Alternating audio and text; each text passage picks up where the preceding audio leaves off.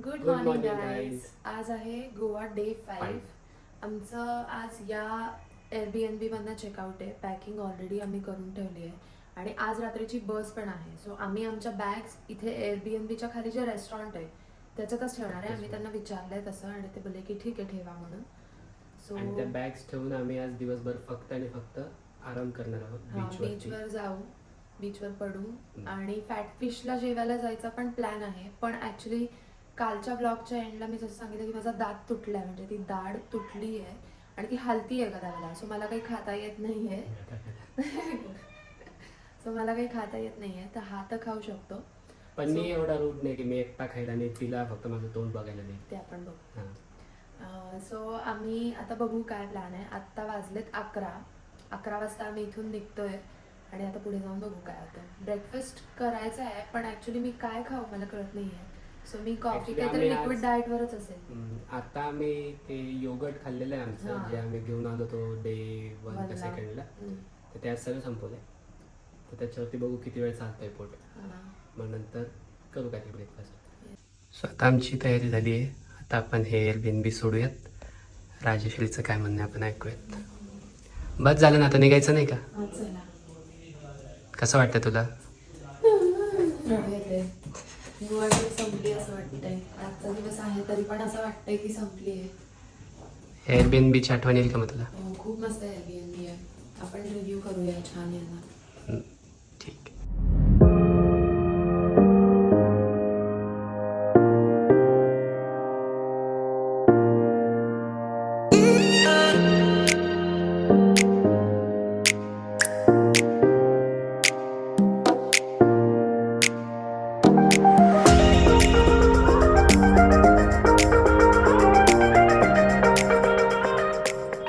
आम्ही street shopping केली थोडीफार छोट्या मोठ्या गोष्टी घेतल्यात राजेश्रीने. मी तर माझ्यासाठी काही घेतलं नाही. हा ऍक्च्युली ते काहीच नाही मला काय आवडलं पण नाही. सो आम्ही आता बसलो इकडे एका कॅफेमध्ये. कॉफी हाऊस कॅन्डल, खूप मस्त कॅफे. असं त्यांचं घर आहे आणि घराच्याच एरियात त्यांनी छोटूसा कॅफे ओपन केलाय. आणि आम्ही आता घेतोय, मी कोल्ड कॉफी घेतलोय, यांनी घेतलाय एबीसी ज्यूस म्हणजे ऍपल बीटरूट कॅरेट ज्यूस. तो ज्यूस पण बघू कसा आहे. हा त्याचा एबीसी ज्यूस आलाय आणि माझी कोल्ड कॉफी आली. आम्ही टेस्ट देतो. ठीक आहे.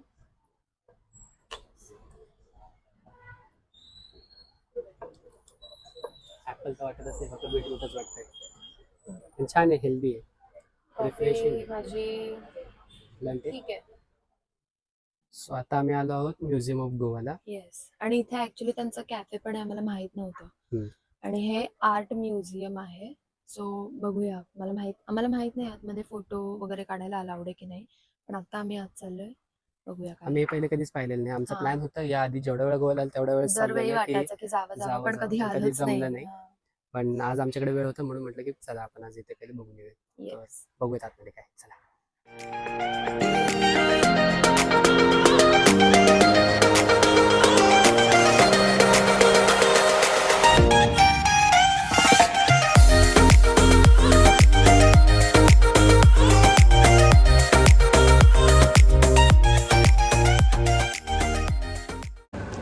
ही पेंटिंग बघा किती सुंदर आहे.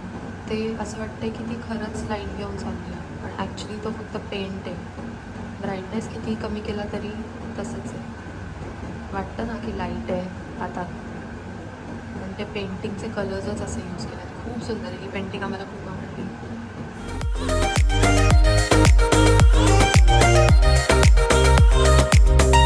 हे फ्रेश फ्रूट्स आणि बीट्सपासून बनवलेलं आहे. हे हनुमान आणि इकडे गणपती बाप्पा.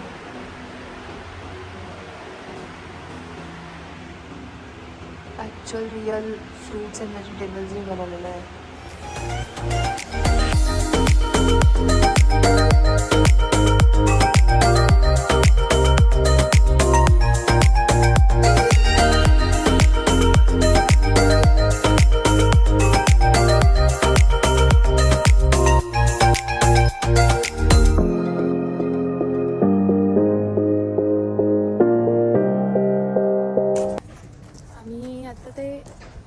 म्युझियम ऑफ गोवाचा फर्स्ट फ्लोअर बघितला. सेकंड फ्लोअरवर काहीतरी प्रायव्हेट इव्हेंट चालू होता.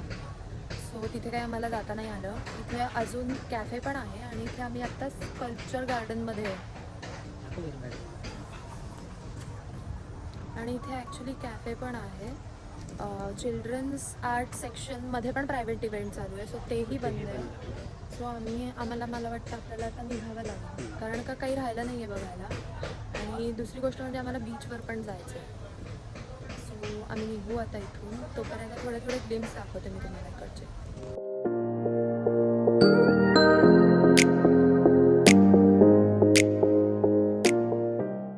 आम्ही आता विचार केला की आम्ही इथे म्युझियम ऑफ गोवाच्या कॅफेमध्येच जेवू, कारण का फॅटफिशला इकडून जायचं तर खूप लांब आहे आणि इथे 3:30ला गाडी पण बंद. सो तो आता इथली फिश थाळी खात आहे आणि मी तर घालून मागवले. होपफुली ते सॉफ्ट असेल तर मला खाता येईल. मला खूप प्रॉब्लेम झाला आहे खाण्याचा आणि जे खाल्लं ते काढण्यासाठी पण खाण्याचं होतं. आता मी पहिलं घरी जाऊन डेंटिस्टकडे जावं लागणार आहे मला. स्वतः राजेश्वरीचं घावण बीच चटणी आणि एवढा रिफ्रेशिंग आहे हा कोकम सरबत, कोकम ज्यूस. आता अशी सांग खाऊन कसं आहे? छान आहे? खूप तिखट आहे. तिखट आहे? मस्त आहे, सॉफ्ट आहे. खाऊ शकते, फक्त वेळ लागेल तासभर. तेच तुझ्या दाताचा थोडासा प्रॉब्लेम झाला आहे म्हणून मग तिला असं सॉफ्ट खाणंच योग्य आहे.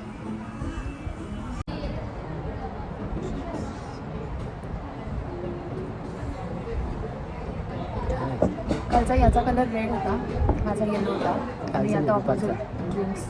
काल आपण फोटो काढायला घेतलो होतो. अच्छा, चॅलेंज. हे आमचं जेवण. भेंडीची थाळी तर मस्त दिसते. भेंडीची भाजी मी खूप दिवस खाल्ली नाही रे. हे पण प्लांट्स पण रोटी वगैरे दिली का?